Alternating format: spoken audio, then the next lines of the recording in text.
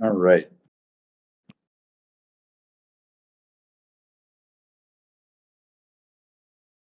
So last week we covered the details of what I'm calling the basic lasso lookup argument. So the problem setup is the prover has committed to length m vectors a and b. So the verifier just has commitments to a and b, and the prover claims that the each entry of a, the ith entry of a, is I think I meant to write a sub I rather, is the element that lives at index bi of the table. So we think of ai as the values, or sort of the looked up values, and the entries of b as the indices.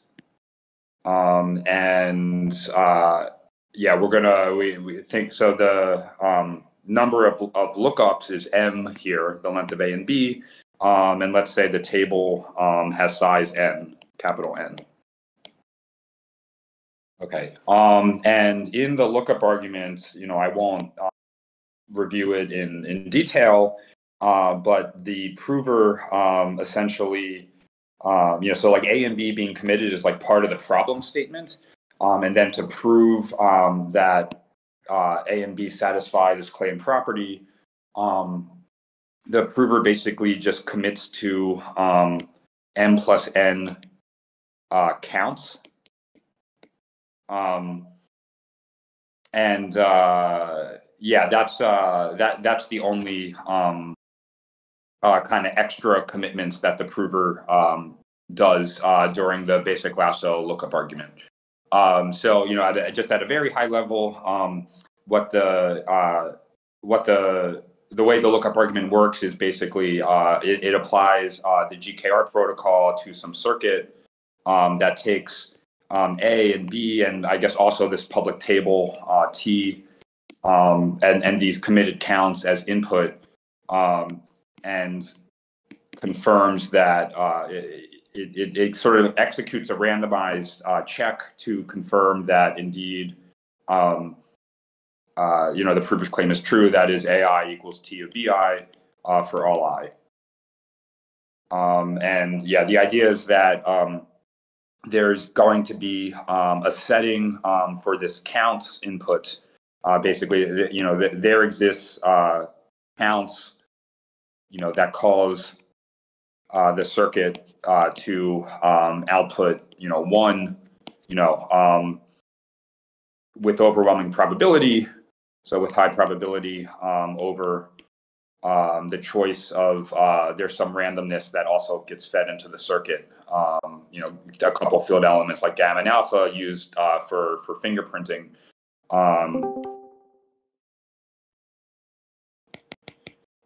If and only if the prover's claim is true. Okay.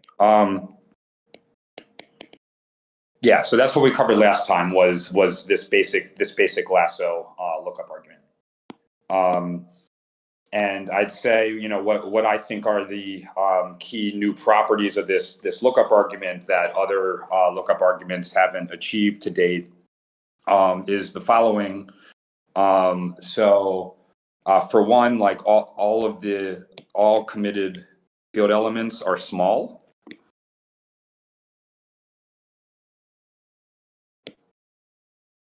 Because there are these counts, so they're all between 0 and the number of lookups, and so this can make committing to them much faster, especially if you use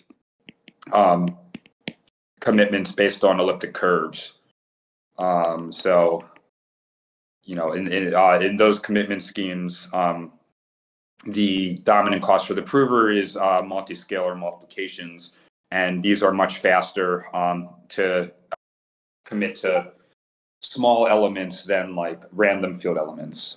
So I think this is actually the biggest benefit, but there are a couple others. If the table has some structure to it, like no one has to commit to the table. Like in all the other lookup arguments, in pre-processing, some honest party has to cryptographically commit to the table. And it turns out that there are a lot of tables that are important in practice that have this structure that would let the lasso avoid that. And then finally, there's somewhat fewer committed field elements than prior lookup arguments, but it's not a huge. It might be a factor of 2 or so, depending on how M relates to N. Somewhere, in the very best case, it might be up to 5, but yeah. So there's some speed up for the prover that just comes from there being fewer commitments, or fewer field elements getting committed. But I think the biggest thing is that all of the committed field elements are small, because this can easily make an order of magnitude difference in time to compute the commitment. Okay, so what I want to talk about today is sparse polynomial commitment scheme. And the sparse polynomial commitment scheme, basically uses basic lasso, sort of. I guess you could think of it as a subroutine. Yeah, so this is what I want to basically the only topic I want to talk about today. I think it'll probably take maybe 25 minutes to discuss. And then if anyone wants to raise any other topics of discussion, that's fine. But yeah, this is my plan. Okay, does anybody want to ask any questions at this point before I start talking about sparse polynomial commitments?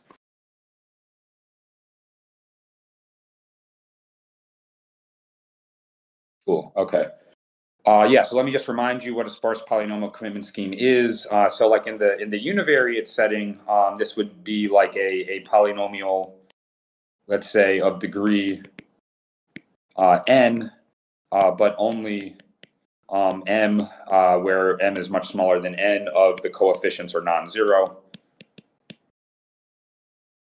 And it's no coincidence here that I'm using the same letters m and n as, for the lookup argument, I use m to denote the number of lookups and n to denote the table size. And we'll see that's what happens when you use a lookup argument to give a sparse polynomial commitment scheme. And the snarks I'm the biggest fan of use multilinear polynomials. So this would the analog of a polynomial of degree capital N with little m non-zero coefficients would be a multilinear polynomial.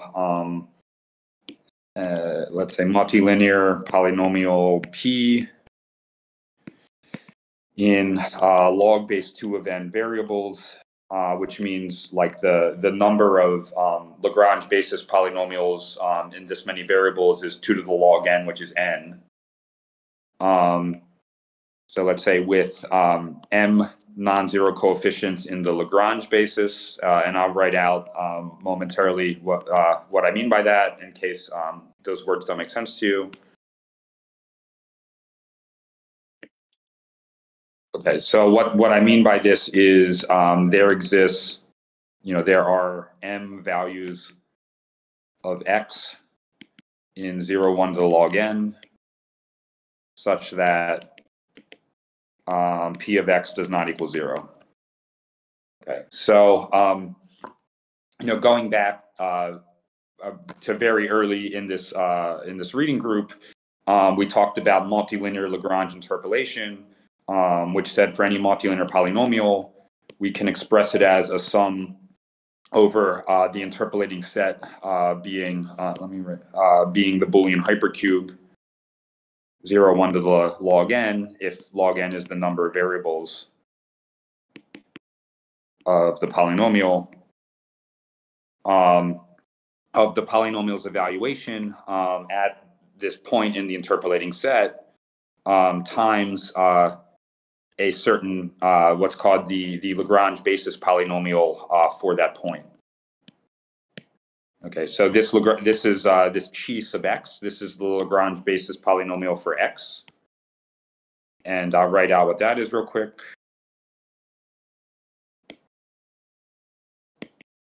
So it is defined so that chi x of y equals 1 if y equals x, and 0 if y does not equal x, and y is in 0, 1 to the log n. Okay, so what it's doing is it's acting as like an indicator function, like the equality function over the interpolating set. So it says, like the Lagrange basis polynomial for point X in the interpolating set is just asking, if you feed into it a point in the interpolating set, 0, 1 to log n, it's saying, is this point equal to X or not? If so, it outputs 1. If not, it outputs 0. Okay, and there's a very simple expression for this Lagrange basis polynomial. It is just a product over the variables. And so there are log n of them. And it just tests like kind of equality just for that variable. So this is like saying, are they both 1? And this is saying, are they both 0? 1 minus xi, 1 minus yi. So this is, this is sort of like testing equality, does xi equal yi? If assuming that they're both in 0, 1. And then if you just product over all of the log n variables, that's testing, bit by bit, variable by variable, are x and y equal? Okay, and to see that this equality holds, that this right-hand side is an expression for P of R, you just have to the Boolean hypercube 0, 1 to log n is what's called an interpolating set for multilinear polynomials, meaning if I tell you a desired input-output behavior for all points in the interpolating set, there's a unique multilinear polynomial with that input-output behavior. So we just have to confirm that the right-hand side has the same input-output behavior over the interpolating set as the left-hand side. And what's happening here is if you feed into the right-hand side any point r that is in 0, 1 to log n, every one of the Lagrange basis polynomials evaluates to 0 except the one where x equals r, and that spits out 1.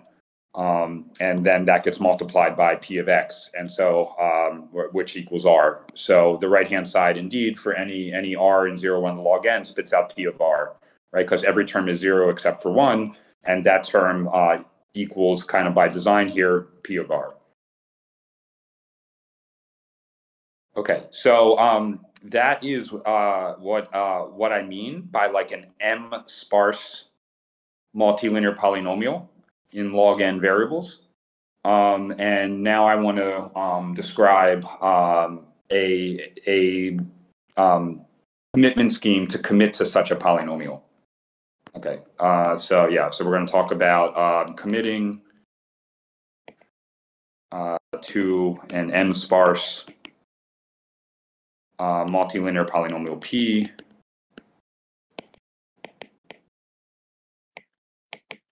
And with a polynomial commitment scheme, we need to give a way so that after the prover commits to P, the verifier can request P of R for any R in the field, R in F to the log n, and the prover can reveal P of R and a proof that it's revealing the correct evaluation.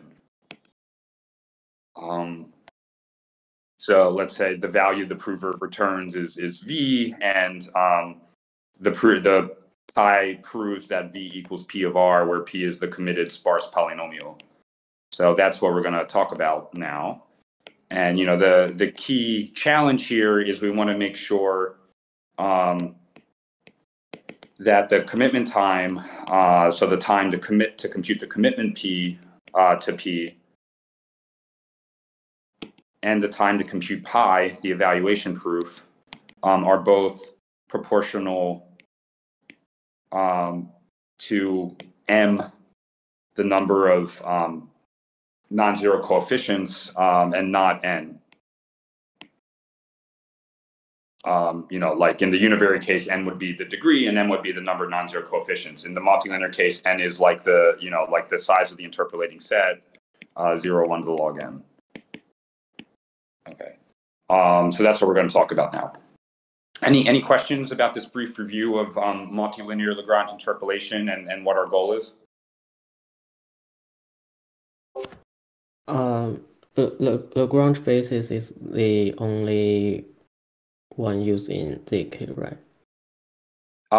Yeah, so for multilinear polynomials, yeah, you only need to use the Lagrange basis. For univariate polynomials, people will use the standard monomial basis, meaning they'll represent their univariate polynomial as like C0 plus C1 times X plus C2 times X squared and so forth.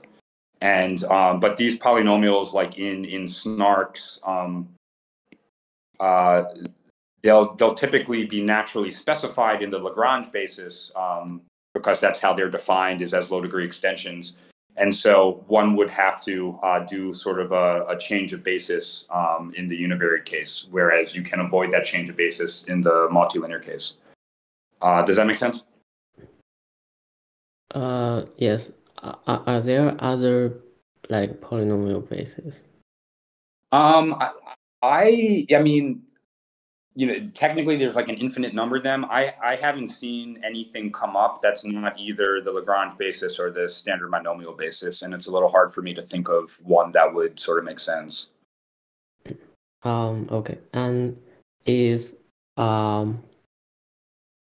so are there like only three uh uh sparse polynomial commitments like so far, like Marlin, Spartan, and this one? Yeah, I guess so. Well, this is and this one basically is from Spartan, so I'd even say there are just two. Um, yeah, so I think so. I mean, something that's worth pointing out, I guess, is uh, it's easy to commit to an M sparse polynomial in time order M, um, but then the evaluation proof would take time order N to compute. I can elaborate on this a little bit later. So, but our goal here is to make both committing and producing evaluation proofs to take time order M. And then, yeah, I think Spartan and Spartan slash Lasso, uh, yeah, is basically is one, and like you said, and Marlin is another. Although Marlin, I think inherently is going to require at least. I mean, certainly there's an FFT in there or something. So I think with Marlin, you're actually going to have an asymptotically and concretely slower prover. So let me just say that Marlin is another one, but the prover's slower. Yeah. And I'm not aware of any others right now. If you want both the evaluation proofs and the commitment costs to be proportional to M and not N. Yeah. Yeah, makes sense. Thank you. Yeah. Other questions? Okay, and I probably said this before, but I'll mention it again. So like Spartan and Marlin are like very, very simple to describe snarks for R1CS, and they actually apply more generally to more general kinds of circuits. If you just treat the sparse polynomial commitment scheme as a black box. And so today the point is to like open up that black box so you see how it works. But one of the reasons I want to cover this is, I want to convince you that even, when you do open the black box, these are not actually all that complicated. And they're also quite efficient. But I think people would benefit conceptually from just getting comfortable with the notion of sparse polynomial commitments as a black box, that if you just accept it, things become like really clean and simple. Yeah. Okay. All right, so let's discuss. All right. Before I tell you what is the commitment, how do I want to say this? Okay, I want to express, my goal here is going to be to express evaluating a sparse polynomial as essentially just doing, so let's say it's M sparse, as doing M lookups into a table of size n. Okay, but moreover, we're going to see that the table is highly structured. The table actually satisfies this property that Lasso calls decomposability. So I'll get to that shortly. Don't worry for a moment about what decomposable means. Okay, so yeah, let's turn to expressing M sparse polynomial evaluation as doing a bunch of lookups. All right, so let's say the I don't want to say this. Well, maybe I will just in a sentence tell you what the commitment to P is. So the commitment to P will just be like a commitment that specifies the non-zero coefficients of P. So that is and this is all in the Lagrange basis. So really, by non-zero coefficients, what I mean is like the values like x and p of x, such that p of x does not equal 0 and x is in 0, 1 to the log n. Okay, so somehow the commitment is just going to specify the non-zero coefficients. For, no, there are only m of them. So this set has size m.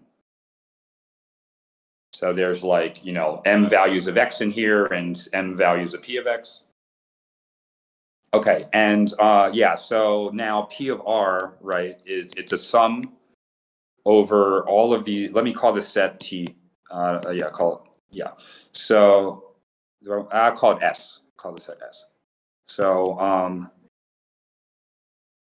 so we sum over like all x comma P of x in S of P of x times chi x of R, right? And so all this is this is just multilinear Lagrange interpolation, but where I just am omitting all the terms that are 0 because P of x is 0, right? So like coming back up here, this is literally what I wrote before. So maybe I'll just copy and paste this down below. So we had this multilinear Lagrange interpolation expression from before. This is the same thing. All I've done is I've said, like most of the terms in this original sum are 0 because P of x is 0. And so let me just get rid of those terms. That's all I've done. Okay, questions about that? Okay. So let's consider the table of size n, capital N, consisting of all Lagrange basis polynomials.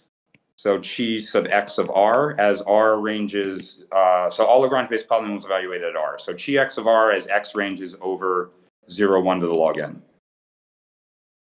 Okay, so this is a table of size n, like I said, because there are n such values of x. Okay, and note like, the table itself is not sparse. Like, for a random R from the field, like every Lagrange basis polynomial is going to evaluate to something non-zero. You only get something 0 out of a Lagrange basis polynomial if one of the entries of R is in 0, 1. Okay. So what we're doing here is we're doing M lookups, one for each X and S. We're doing M lookups into this table T, and we're taking the result of each lookup and multiplying it by P of X. Okay. And then we're just summing the results. All right. So pictorially, I can, I guess, describe things as follows in the following picture, right? So like somehow we're going to have these vectors let's see. I say this.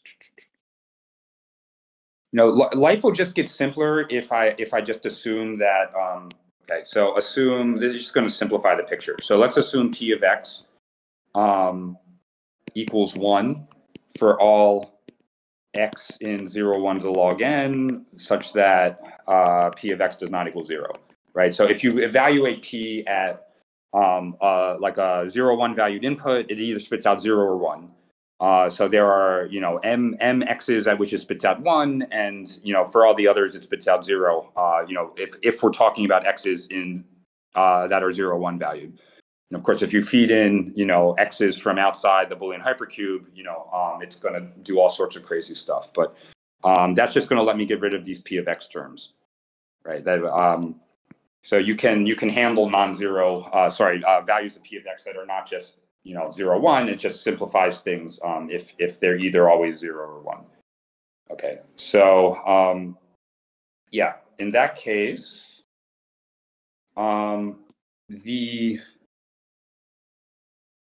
here's the picture to have in mind. So let's see, we have so that now we can get rid of this p of x because so we're just summing over x and s. This is, and again, the set S, is just those x's where p of x does not equal 0. Okay, so so let's say we have the prover, let's say, has committed to the m values of x in S. So these are the m values of x in S, but I'm going to do this thing where each is a single field element. So I guess let me explain.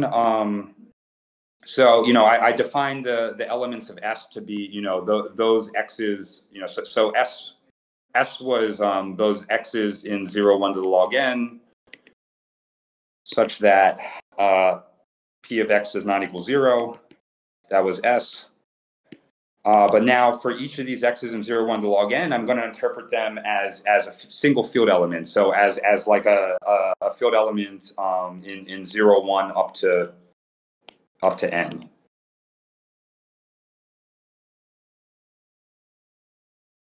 Right. So so I'm just going to replace each x, which is a log n bit vector, with the associated integer. Maybe I'll call it int x, which sums over each of the bits in x of 2 to the j times x sub j. And so I'm doing this because I don't want to pay the cost of committing to m times log n bits. I'd rather just have the prover commit to m field elements. So rather than having each x be viewed as log n bits, I'm instead going to pack those log n bits into a single field element. Okay. So in this way, the prover commits to this vector here, x1 to xn. These are m field elements, and in this way, it has specified those values like the non-zero coefficients of p. Which x's in the Boolean hypercube does p of x not equal 0? Okay, and then I wrote all this stuff and it's kind of in my way now, so let me just get rid of it. Apologies for deleting that. So that's the commitment to p. So this is the commitment to p is just those x's for which p of x does not equal 0, but each x kind of packed in as a single field element, and then for each such x, we're going to also have the xth Lagrange basis polynomial evaluated at that x. So t of x1, t of x2, up to t of xm, and I misspoke there. So these are lookups into this table. So what I'm trying with this picture, I'm doing a horrible job presenting this, but so let me just summarize where I'm going. So I said evaluating p at any point r okay, is equivalent to summing over the non-zero coefficients of P in the Lagrange basis, doing one lookup into this table to get, the appropriate Lagrange basis polynomial evaluated at R and summing the results. Okay. So, what we're doing is we're going to have the commitment to P is just the prover commits to this vector specifying the non-zero coefficients. Okay, then the prover commits to the claim value of these lookups, and the verifier ultimately just wants to sum up the values of the lookups. Okay, so yeah, it can sum up the values of the lookups, like just with the sum check protocol. So let's call the I don't know. Let me call this vector like W. So this is a vector W of length m. It's committed by the prover, and the verifier needs to know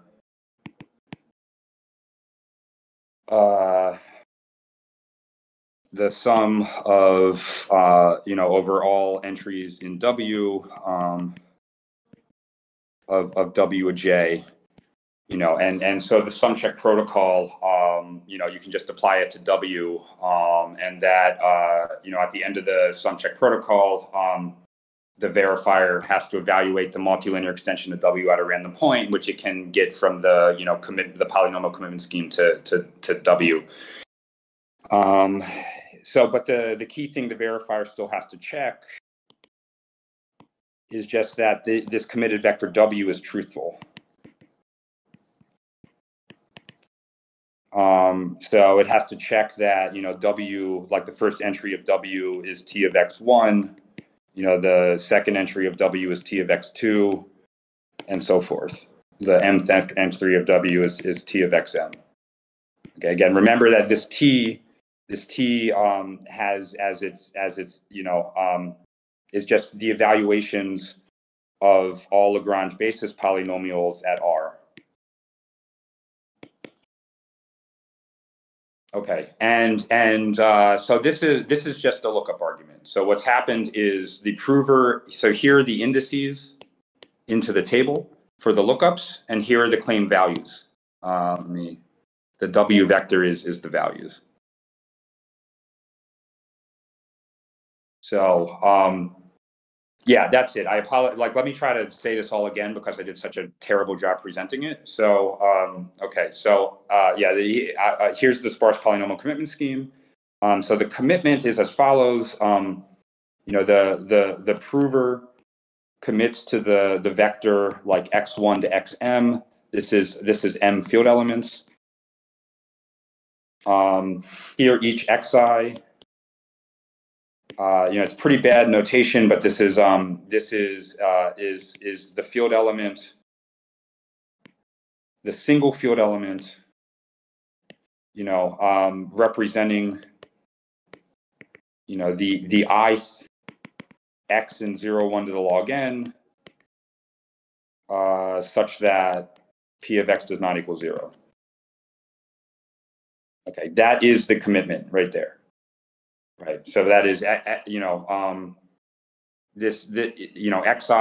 is, the integer associated with, this ith x and 0, 1 to the log n. So int of, the ith x in 0, 1 to log n, so that p of x does not equal 0. Okay, that's the commitment to P. So basically, the commitment to P just lists the non-zero coefficients of P. That's it. Okay. Now, when the verifier says, "Hey, prover, I need to know P of R," okay. Basically, what the prover is conceptually doing is pi is just a proof that P correctly ran an algorithm that takes as input x1 to xm and outputs P of R. Yeah. So, and that algorithm just simply computes, the sum, from I equals 1 to m of, the xi Lagrange basis polynomial evaluated at R. So yeah. So the prover is just proving it computed the sum correctly. Okay, and basically proving that it computed the sum correctly amounts to the following. The prover, the commitment itself was just x1 up to xm, commitment to that vector, so the prover commits to the things being summed. So t of x1 up to t of xm, right? So you can compute this sum, so let me just remind you that the sum is the same as t of xi, just by definition of the lookup table. So you can compute the sum just by applying the sum check protocol to like the multilinear extension of this vector here that the prover just committed. All that remains is for the prover to prove that this committed vector, indeed equals t of x1 up to t of xm. Right, and checking that, it's literally just a lookup argument. It's just so like apply, lasso to this lookup, to confirm, for I equals 1 to m, again, let's call this vector, A, and let's call this vector B, apply lasso to confirm that AI equals T of BI, that's it. So that's the sparse polynomial commitment scheme. Now I'm going to have to discuss the issue that this table is actually huge. Table has size n shortly. Because remember, like the lasso prover commits to n plus n counts, and we're not happy with the plus n. So I'm going to have to address that issue. So we're not happy with the plus n. Because we want prover costs that depend only on m. So I'm not really done, but I have told you essentially how sparse polynomial commitments just sort of turn into a lookup argument. Okay, let me pause here, see if there are any questions. I really don't think I did a good job explaining this at all, but maybe the second time through it helped. Does anyone want to ask anything?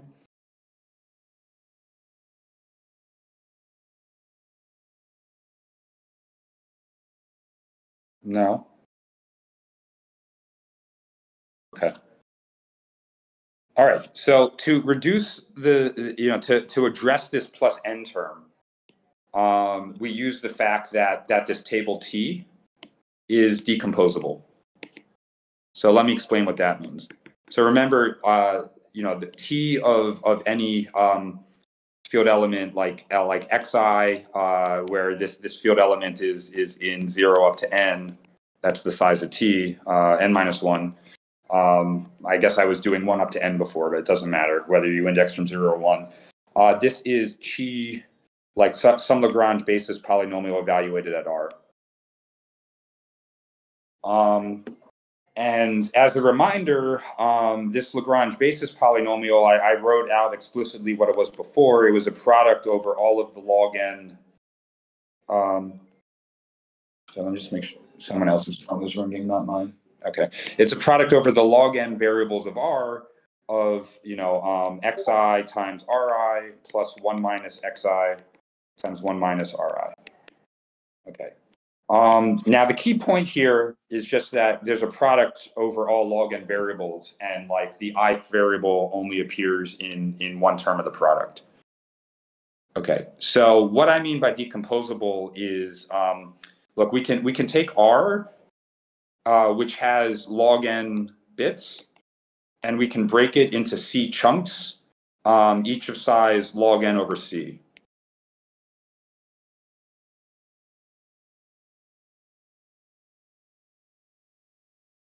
So I guess I have 1, 2, 3. I have C equals 4 chunks in this picture.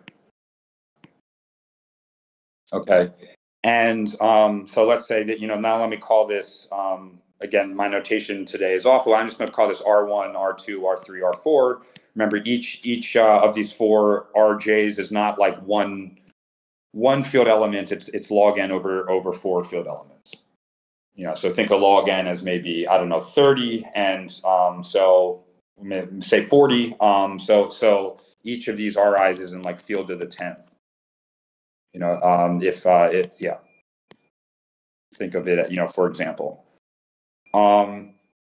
And so what I'm doing is as I'm decomposing, I want to decompose this product over, log n terms into four products, each over log n over four terms.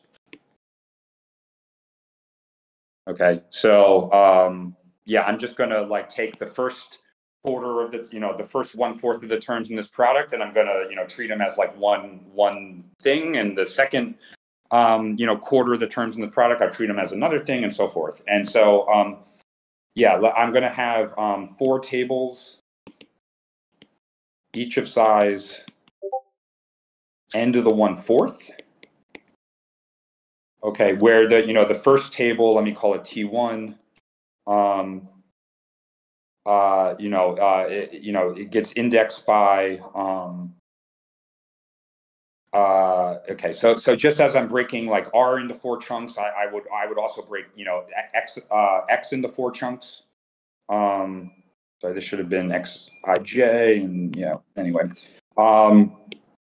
So each X will also get broken into four chunks. And so you think of like the first table as being indexed by the possible bit vectors for the first chunk, and the second table is being indexed by possible bit vectors for the second chunk, and so forth. So like T1 of X1, so this is now, rather than log n, representing inputs in 0, 1 to log n, X1 now lives in 0, 1 to log n over 4. And it'll spit out like chi sub X1 of R1. T2 of some X will spit out chi sub X of R2. Remember this, so this is like the first out of the four chunks of R. This is the second out of the four chunks of R, and so forth. Okay, so so basically, we now have four different tables. One is like all Lagrange basis polynomials evaluated the first chunk of R. The other is the next is all Lagrange basis polynomials evaluated the second chunk of R, and so forth. And so the key point is, T of R can just be written as T1 of R1 times T2 of R2. Am I doing? Sorry. We don't look up R and T. We look up X and T. All right. Sorry. Not my best day. Apologies. Okay. So remember, P of R is the sum over all X such that P of X does not equal 0 of T of X, where T of X was chi X of R, the xth Lagrange basis polynomial evaluated at R.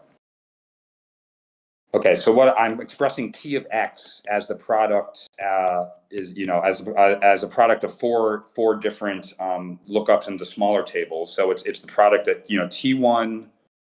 So I'm writing X as four pieces: X1, X2, X3, X4. Okay, and T of X is the product of T1 of X1 times T2 of X2 times T3 of X3 times T4 of X4. So that's the key.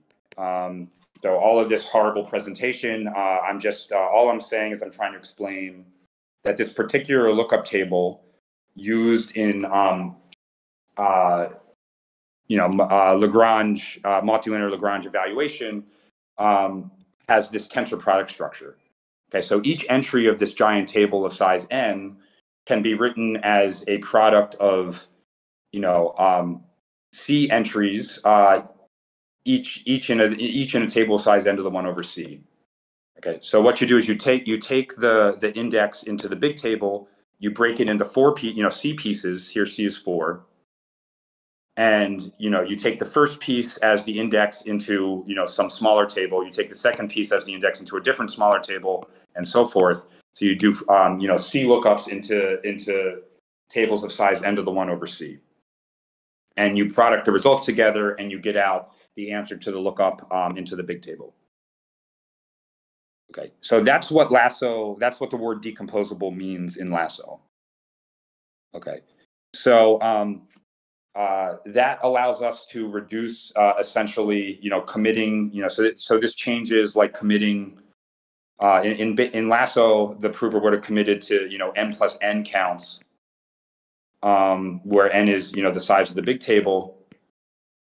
So by sort of decomposing the big table up into, C different tables, each of size n to the 1 over C, we sort of replace this with, so this turns into committing to, let's see, it'll be like Cm plus C n to the 1 over C counts, something like that.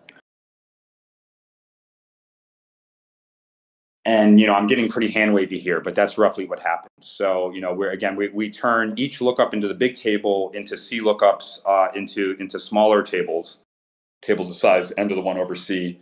So, we went from M lookups into the big table to CM lookups into smaller tables.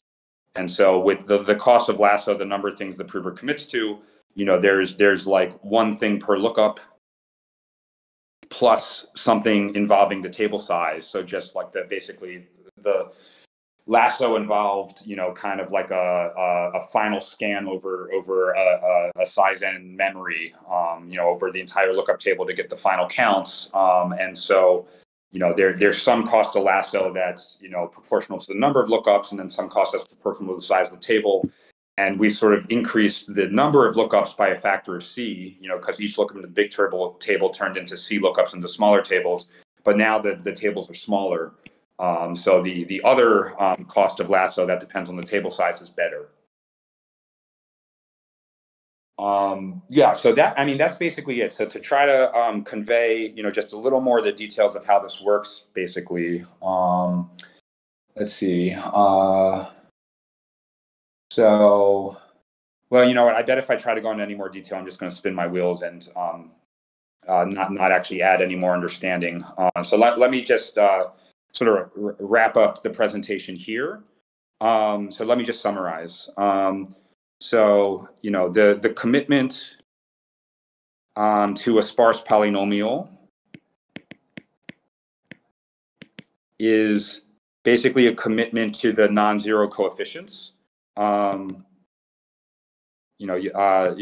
to the multilinear extension of the vector specifying the non-zero coefficients.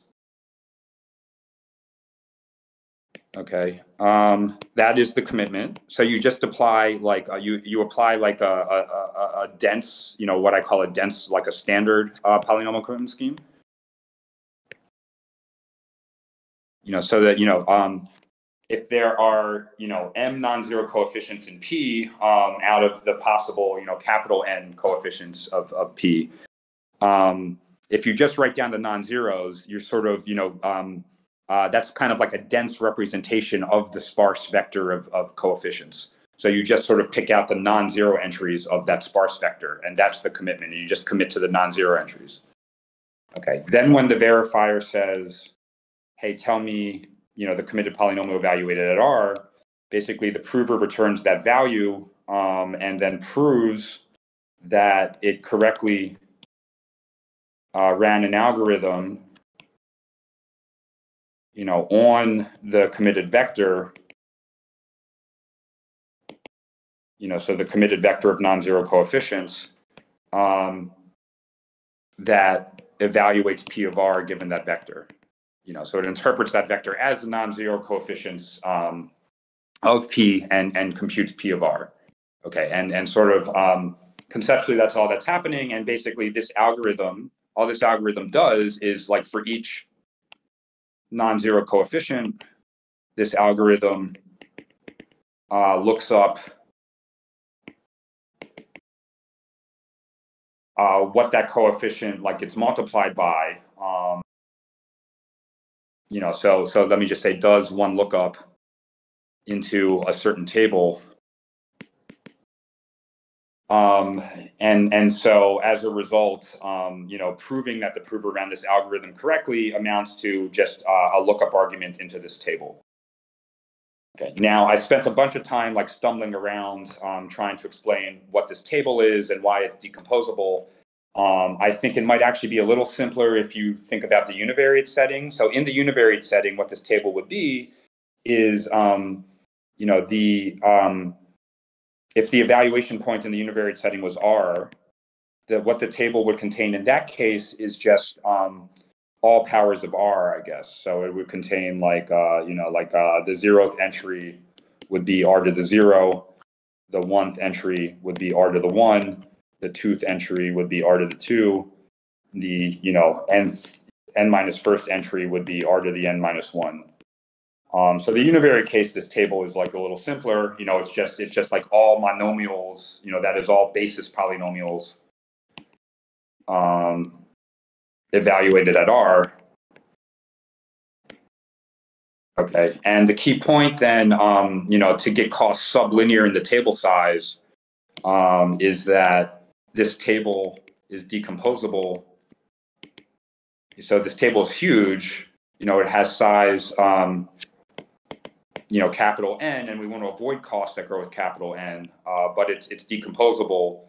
So each TI, each entry of T can be expressed as a product of, C lookups into smaller tables, like T1 of I1 times T2 of I2 up to TC of IC, where each of these tables has size n to the 1 over C.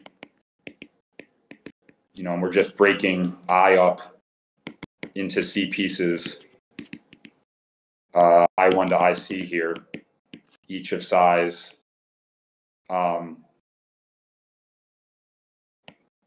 So each piece is, just, if I itself was a number between 1 and n, then each piece would be a number between n to the 1 over, I don't know, if you wrote it down in bits, it would be log n to the 1 over C bits, which is, the number of bits in I itself, but divided by C, because we broke I into C pieces. So that's it. So the prover commits to specification of the non-zero coefficients of the sparse polynomial, and then proves it correctly ran this algorithm to evaluate the polynomial at the requested point. The algorithm itself just basically does m lookups into a table of size n, where that table is just like all basis polynomials evaluated at R, the desired evaluation point. And whether you're talking about univariate polynomials in the standard monomial basis or multilinear polynomials in the Lagrange basis, like either way, this lookup table is highly structured, where you can decompose one lookup into the big table, into C lookups, into tables of size, n to the 1 over C. Okay, that is sparse polynomial commitments from Spartan. I actually suspect that this is optimal in a certain sense, and I'm kind of working on a way to formalize that. So I'll just stop there. I think maybe the last thing I'll say is like comparison to some of the concrete cost to some like prior works, I guess. So this will just take 2 minutes. So remember I said the commitment cost for the prover was, the prover committed to something like C times M plus C times n to the 1 over C field elements in this sparse polynomial commitment scheme. And, again, I'm being a little hand wavy here. There's some things I'm not telling you about, but this is pretty close to the right to what the number of field elements the prover actually commits to in the sparse polynomial commitment scheme. Okay, so if in something like Spartan or Marlin, you should think of M as like the number of gates in a circuit.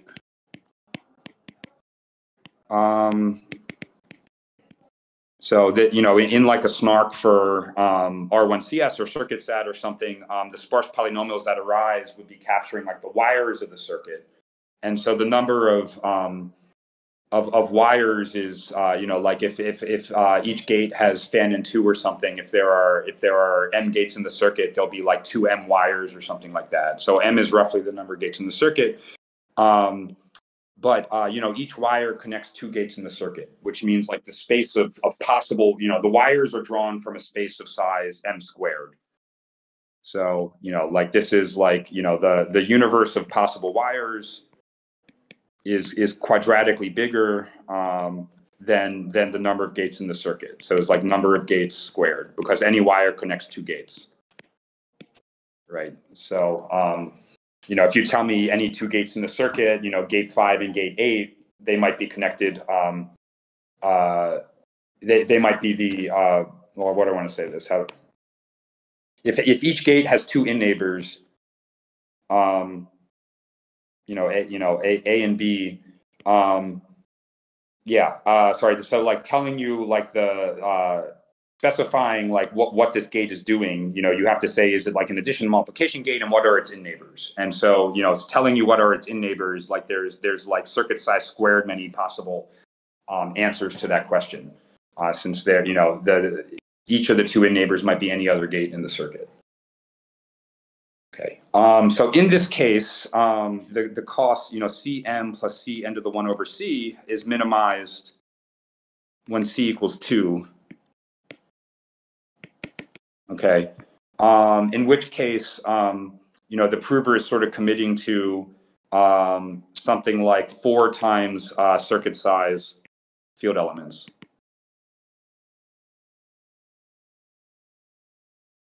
Right, because you have 2m plus 2n to the 1 over c, and both m and n to the 1 over c are circuit size. Okay, so for comparison, in Planck, the prover commits to something like 11 field elements per gate, or per gate of the circuit.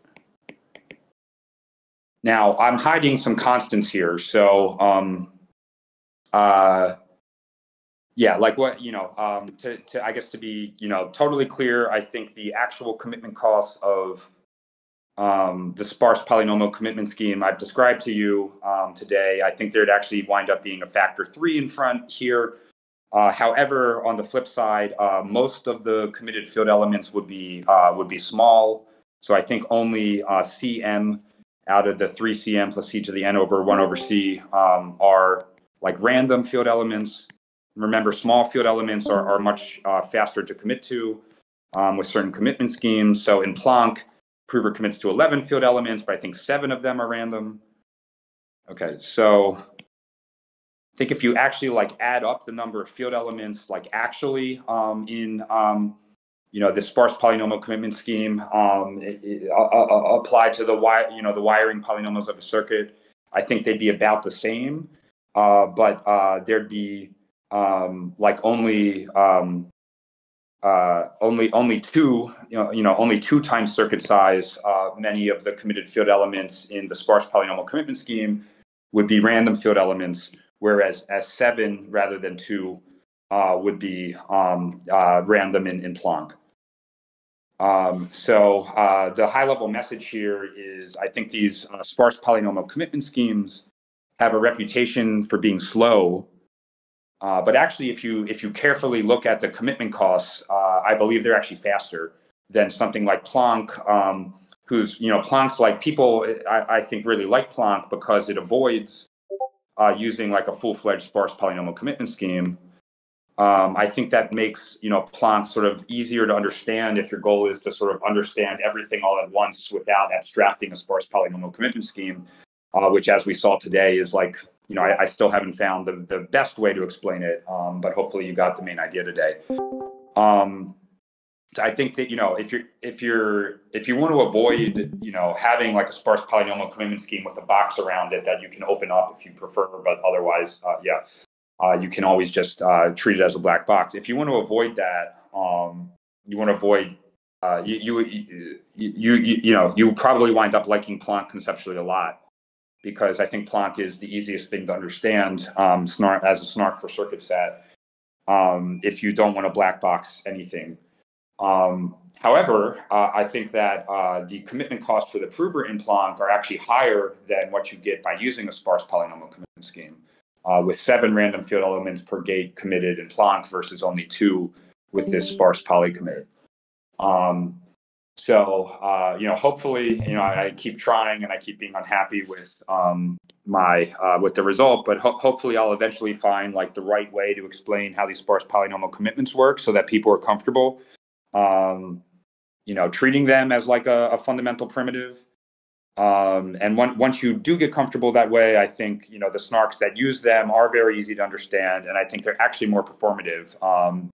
I think sort of, counter to what seems to be the prevailing belief. Okay, so that's everything I wanted to cover today. Apologies, it was so rambling. So let me know if you have any questions.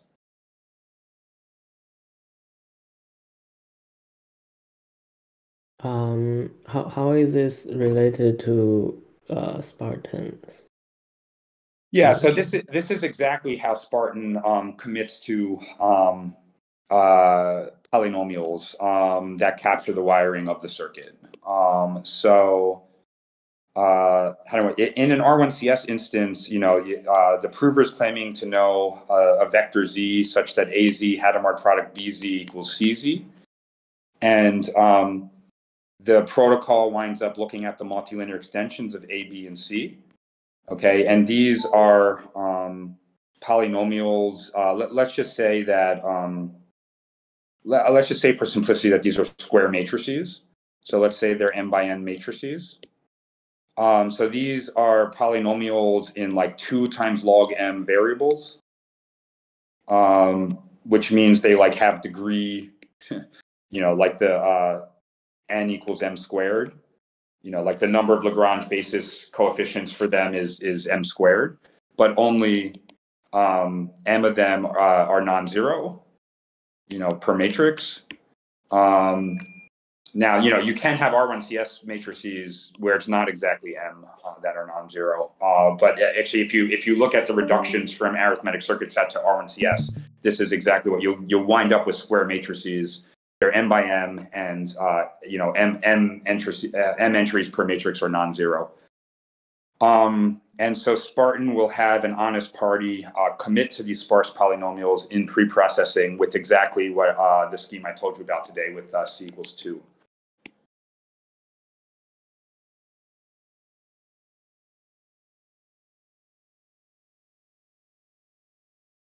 Okay, and then you'll apply like the sum check protocol and blah blah blah, and at the end of the sum check protocol, the verifier will have to evaluate each of the committed sparse polynomials at a random point, and the prover will provide the evaluations with an evaluation proof.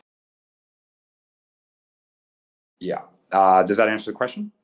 So the new scheme just switch the evaluation to a lookup. So Spartan doesn't use the terminology of lookup arguments when it presents its sparse polynomial commitment scheme, but implicitly that's exactly what it's doing. So lasso, which is sort of what I presented today. So lasso based sparse poly commit is what I presented today. It basically is what's in Spartan with like 2 differences. So Spartan like only considered C equals 2. So C, C is the number of subtables you decompose the big table into. And, you sort of are incentivized to choose C so that n to the 1 over C and m are the same. So, and so if n is m squared, as it is, in circuit stat problems, you'd want to pick C equals 2. So in this new work, besides kind of explicitly using this lookup argument based viewpoint, we consider C greater than 2, because for even bigger tables you would want to take C greater than 2. We also show, so in Spartan, Spartan assumed like the how do I want to say this?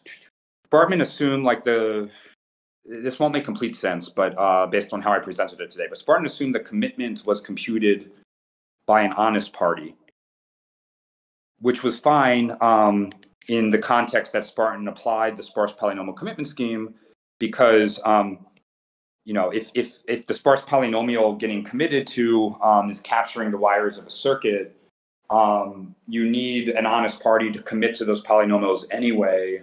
Otherwise, an adversary would just commit to like the wires of a different circuit, and then the prover would be forced to evaluate a different circuit than the one the verifier intends.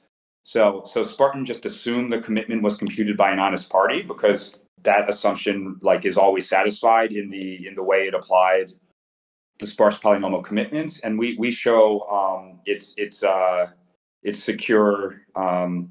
So it's actually secure even if the commitment is computed by an adversary.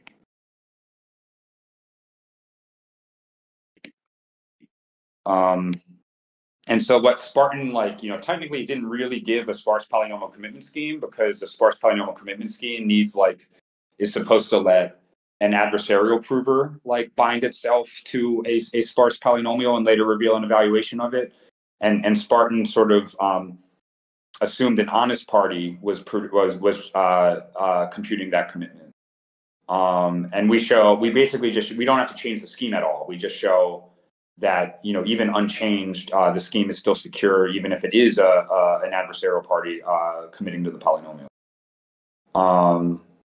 So basically, the sparse polynomial commitment scheme I told you about today, and that we sort of describe in this upcoming lasso work, is already there in Spartan. All we're doing is sort of generalizing it to even bigger tables than what arose in Spartan. Even sparser polynomials, let's say. And also showing that it's secure, even if it's a dishonest party producing the commitment. Was that helpful? Does that make enough sense? I guess. Yeah. Okay. I didn't understand Spartan to begin with. I can understand what Martin is doing, but yeah, I didn't check in detail how Spartan works. And maybe so maybe this is not a very smart question, but so the prover commit to the table which is the evaluation of the polynomial, but how does it make sure that the evaluation is correct? Yeah. So if these tables are structured, no one has to commit to them.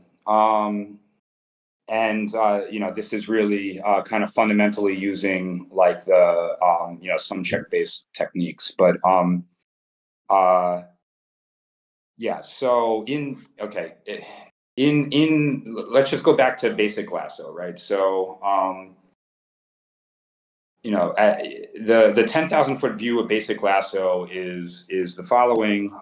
The prover has already committed to this vector A and B. A is like the values being looked up. B is like the indices. And is claiming that T of BI equals AI for each I, each entry of them. And the way basic lasso works is it basically it takes A, B, and the table T, which I've drawn small here, but in general the table might be big. The prover also commits as sort of additional untrusted advice to these counts. And there's n plus n of them. And there's also just like two extra field elements, which the verifier chooses at random at some point. And just all of this stuff, T, A, B, the counts, and these two random field elements, you can just think of it as fed into a circuit. And what the circuit just does like a randomized check that the prover's claim is true. Okay, that AI equals T of BI for all I. Okay, and all basic lasso does is apply the GKR protocol to the circuit. Okay, now at the end of the GKR protocol, the verifier has to evaluate the multilinear extension of the input to the circuit at a random point. And that turns out to be doable by evaluating each piece of this vector of being fed into the circuit at a random point. So that is, if you evaluate T twiddle at a random point, if you evaluate A twiddle at a random point, if you evaluate B twiddle at a random point, and you evaluate this counts vector, counts twiddle at a random point, you can put them all together to get an evaluation of, the whole concatenation. Let me draw it in red to get, the concatenated vector multilinear extension evaluated at the appropriate point. So the upshot is the only information the verifier needs to know about any of these things being fed into the circuit is one evaluation of the multilinear extension at a random point. Okay, and then for a lot of these tables, the verifier can compute this on its own in time log n, where n is the table size. Okay, and that is the case today for this table that arose today. So remember this table, like like the exit entry of the table was chi x of r. Okay, so this is actually equal to a polynomial. Some people denoted EQ. It's the multilinear extension of the quality function of x comma r. So what I mean by this is it's the product over each variable in x and r. So I equals 1 to log n of xi times ri plus 1 minus xi times 1 minus ri. Okay. So that's what that is what this T twiddle of R would be.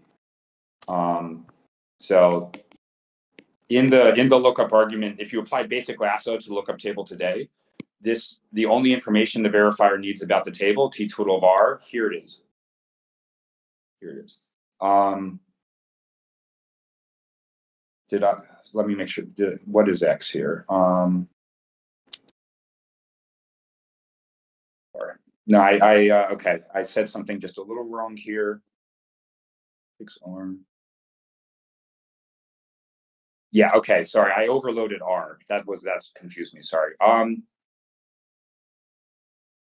Let's call this R prime. So this R was the verifier's requested evaluation point in the sparse polycommit scheme.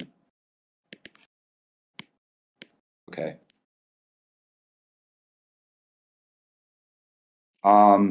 But when you apply the GKR protocol to the circuit, at the end, the verifier has to evaluate the multilinear extension of the input to the circuit at some different random point. I have to give that a different name, R prime. So that's why I confused myself. So anyway, so T twiddle of R prime would be this. Sorry. So yeah, this is T twiddle of R prime. So it can compute this with just like logarithmically many field operations. And that's what forces the prover to use the correct lookup table, is the fact that the verifier is going to evaluate the multilinear extension of the correct lookup table at a random point, and the prover doesn't know in advance what that point will be.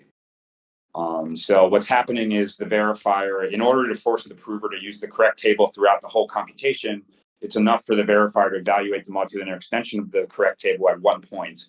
And the verifier can do that if the table has structure and just time logarithmic in the size of the table. And the lookup table used today has exactly the necessary structure. Does that make sense? Yeah, but the correct table is like committed, right? Like no one's committing to this table. So it's structured. No one is committing to it. Yeah. But what happens if it's not structured? So if it's not structured, then an honest party does have to commit to it in pre-processing. And so what's happening is, in sparse polynomial commitments, right? There's an appropriate lookup table. Now the lookup table depends on the requested evaluation point R. Okay, but for any R, the resulting lookup table is always structured, always. So you get like a general sparse polynomial commitment scheme because like structured tables are like kind of universal for the task of evaluating a sparse polynomial. Basically, like, taking all of the basis polynomials, Lagrange basis, standard binomial basis, whatever, and evaluating it at one point R, it always has this sort of tensor structure, this nice structure to it. Now, Lasso itself does, they're actually like there are multiple different lookup arguments in this upcoming Lasso paper. So there's something we call generalized lasso, and then there's something we just call lasso. Okay, so generalized lasso uses a sparse polynomial commitment scheme, and my view of that is it's actually a generic reduction kind of from lookups into general tables to lookups into structured tables. Okay, because basically the Suncheck protocol is used to reduce the verifier's work in checking the lookups into like the real table that the verifiers cares about into the task of doing a sparse sparse polynomial evaluation on a committed sparse polynomial. And then sparse polynomial evaluation generically always involves structured tables only. Okay, so this is getting pretty hard to follow, so I probably just should have stopped talking like a minute ago. But yeah, it so happens that the lookup tables that arise in sparse polynomial commitment, sparse polynomial evaluation, they are always structured. Again, just because they consist of all basis polynomials evaluated at one point, and that table, regardless of the evaluation point, always has structure. Does that make sense? Yes, and what's the count used for? Well, the counts are used like internal to like basic lasso. If you remember inside basic lasso, there was sort of like a read set and a write set. So the read set was like, like all, memory cell, so let me call it like index value count tuples from the reads. And then there was some analogous thing for the writes. And we showed that like the read set and the write set are equal as sets. So that is, they're like permutations of each other. If and only if, like all the values returned are accurate. So for every lookup into a given index, the value returned is exactly the value that the lookup table stores at that index. And so that's where the counts came up. The counts came up to ensure that this property held. That the read set is a permutation of the write set if and only if like the provers always returning the correct value. So that's where the counts came in. Yeah, right. Yeah. Yeah. Oh, okay. So thank you. Yeah, sure. No, thanks for the questions. Yeah, I mean, I'm still, I still have apparently not found like the clearest way to present all this stuff. In my head, it feels pretty clean. So I think this is just a failure of like exposition, I guess. But like, yeah, there's a lot to unpack here, right? So there's like, basic lasso just sort of invokes, this old memory checking procedure, that involves these counts.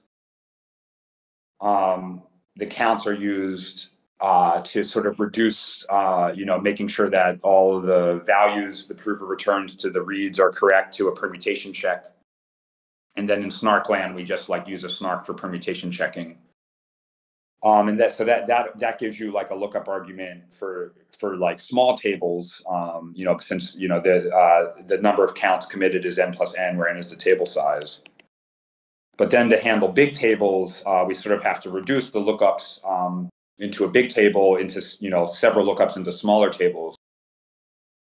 and somehow memory checking comes up at multiple levels here, right? So like basic lasso itself is based on memory checking, but then like the kind of the decomposition of a big table into small tables is also based on memory checking. Yeah, so it gets to be a lot to follow, and so I actually think it is pretty clean, but because there are multiple layers of memory checking, I haven't found the right way yet to talk about it.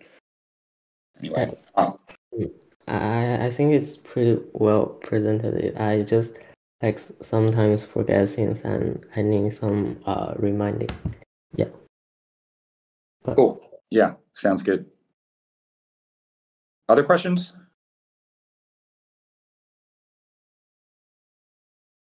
All right. So I think, well, feel free to ask one more question, but just as a quick note, I do have to look at my schedule the next week or two because we're relocating from New York back to DC. So just look out in the chat. I'll try to say as soon as possible which weeks will be on and which will be off. Content-wise, it's time to turn to ZK and to polynomial commitment schemes. Like how they, today we gave a sparse polynomial commitment scheme that used sort of dense polynomial commitments as a black box, and so now we're going to open up that black box and see, like KZG and bulletproofs and so forth. So that's what will occupy us for the next several months. Yeah, so just keep an eye on the chat for specifics of these updates. Yeah, that's everything. Thanks for bearing with me today. If anyone does want to ask some last questions, I'm good for another 5 minutes. Otherwise, I will see you hopefully next week, otherwise 2 weeks from now. So thanks again. Is this session going to be posted on YouTube? Do you know when you might do that? If somebody recorded it, then yes.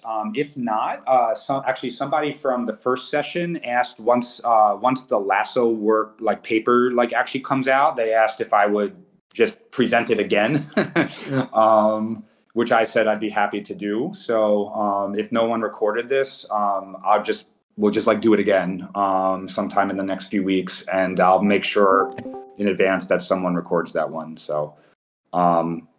Anyway, you go ahead and ask in the chat if somebody recorded either this or last week's Thursday session, and if not, we'll just make extra sure that when I do it all again, we get a recording of it. Okay, thanks.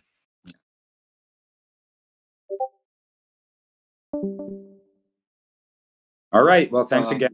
Oh, question?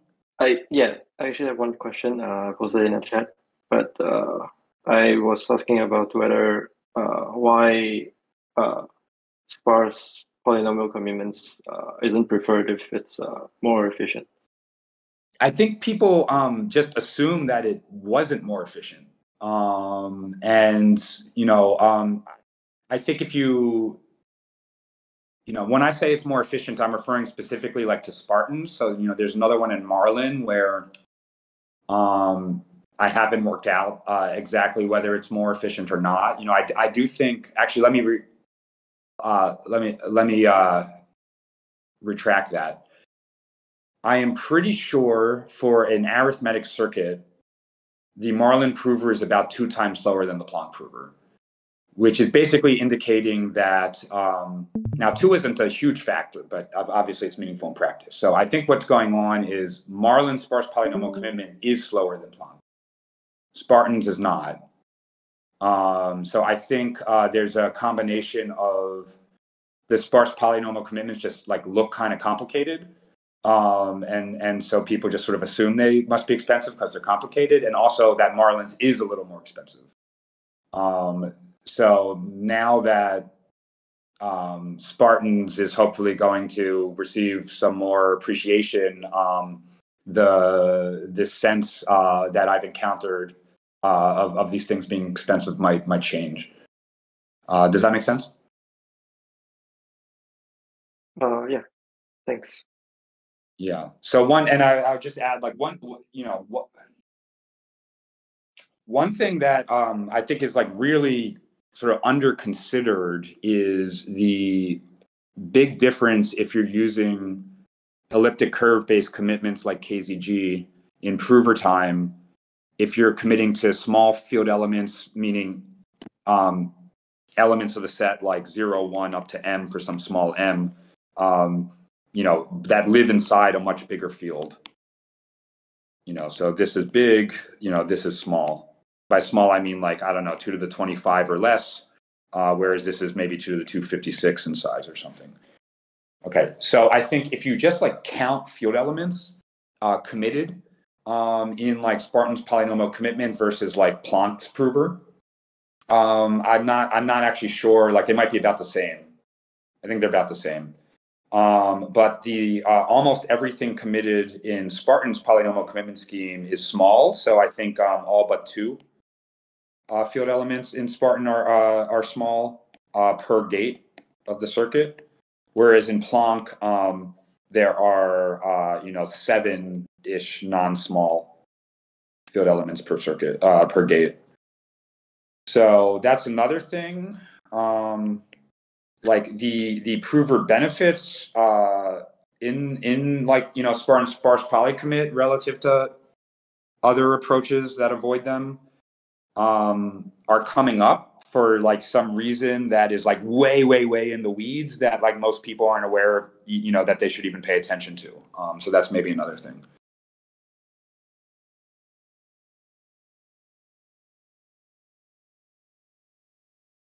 So we'll, I'm hoping with this like, new lasso and jolt work that some of these issues, are become much clearer, that people should pay attention to, are the field elements, big or small, with the field being big, but like, are they like in a small subset of the field?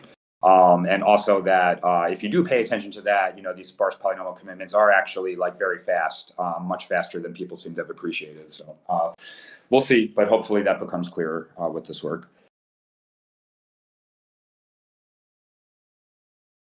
Okay, thank you. Yeah. Yeah. Okay. So thanks again. And I'll see you again, I hope, next week or the following. So talk to you all soon. Have a great weekend. Yeah, bye. Bye. Thanks.